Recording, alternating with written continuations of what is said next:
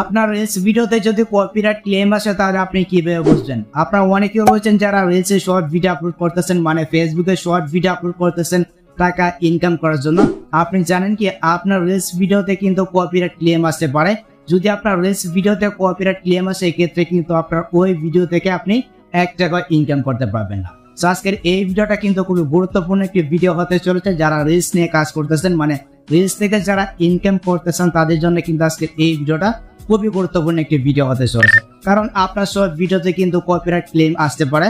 যদি copyright claim আসে তাহলে আপনি কি করবেন, আপনার কি করা উচিত বিস্তারিত বলবো আজকের ভিডিওতে। আপনি শুধু ভিডিওটা শেষ পর্যন্ত দেখে যাবেন। আর হ্যাঁ, ভিডিওতে এখন একটি লাইক করে দিন, চ্যানেলটিকে সাবস্ক্রাইব করে দিবেন, পেজটিকে ফলো করবেন, ভিডিওটা আপনার টাইমলাইনে শেয়ার করে অবশ্যই আপনার বন্ধুদেরকে দেখার সুযোগ করে দিবেন। সো চলুন ভিডিওটা স্টার্ট করা যায়। সো এখান থেকে আমরা আমাদের ফেসবুক অফিসিয়াল যে অ্যাপ্লিকেশনটা রয়েছে এটা ওপেন করে নিয়েছি। আপনি আপনার ফেসবুক অফিসিয়াল অ্যাপ্লিকেশনে চলে আসুন। এখানে আসার পর আপনি এখান থেকে আপনার আইডিতে চলে যাবেন। আপনারা অনেকেই রয়েছেন যারা রিলস থেকে টাকা ইনকাম করার জন্য রিলসে শর্ট ভিডিও আপলোড করে যাচ্ছেন।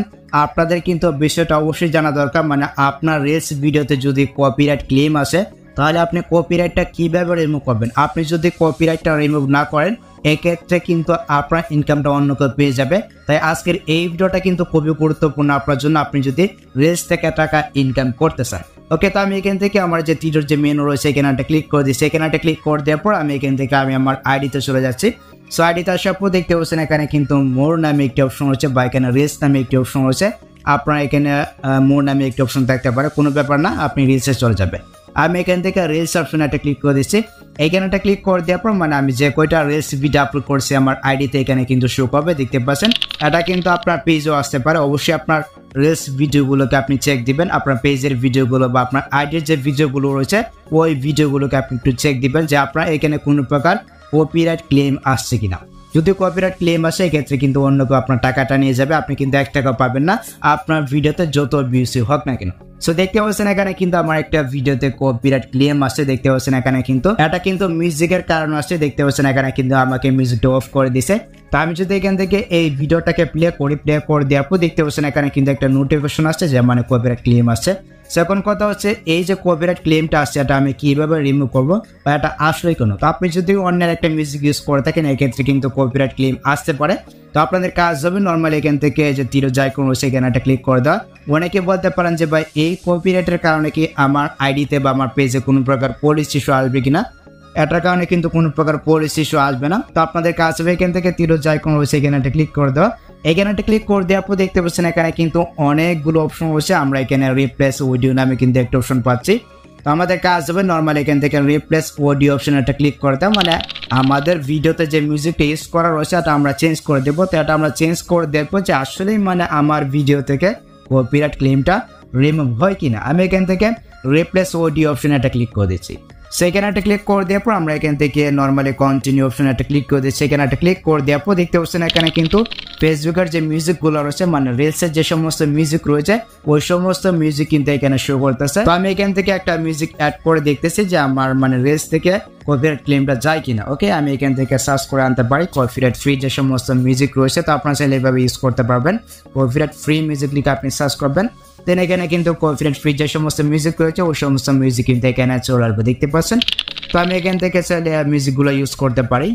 আচ্ছা, আমি এখান থেকে এই মিউজিকটাকে সিলেক্ট করে দিচ্ছি। দেখতে পাচ্ছেন এটা কিন্তু একেবারে কপিরাইট ফ্রি একটা মিউজিক। আমি এটাকে সিলেক্ট করলাম। তো এটাকে সিলেক্ট করে দেওয়ার পর আমি এখান থেকে যে কোনো একটা অংশ এখানে চুজ করে দিচ্ছি। আমি এখান থেকে আচ্ছা এই অংশটাকে চুজ করে দিলাম।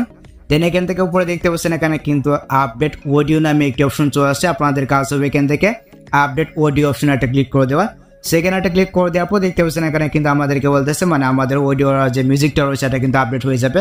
আমরা এখান থেকে আপডেট অপশন একটা ক্লিক করে দিচ্ছি। সেখানে একটা ক্লিক করে দেওয়ার পর এখানে কিন্তু আমার মানে কপিরাইট ক্লেমটা যাবে কিনা এটা আমরা এখান থেকে চেক করতে পারবো।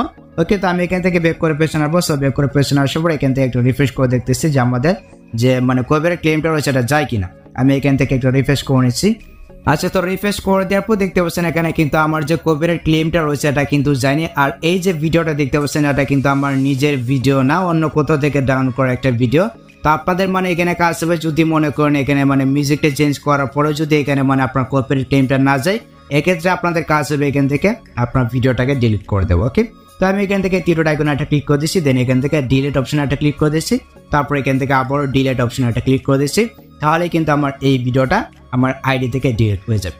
তো আপনাদের যদি মানে কপিরাইট ক্লেম আছে সেক্ষেত্রে অবশ্যই আপনি প্রথমে মানে অডিওটাকে চেঞ্জ করে দেখবেন। যদি মিউজিকটাকে অ্যাড করার পর আপনার কপিরাইট ক্লেমটা চলে যায় এক্ষেত্রে তো ভালো, আর যদি কপিরাইট ক্লেমটা না যায় এক্ষেত্রে অবশ্যই আপনার ভিডিওটাকে ডিলিট করে দিতে হবে। তো দেখতে পাচ্ছেন আমি কিন্তু ভিডিওটাকে ডিলিট করে দিছি।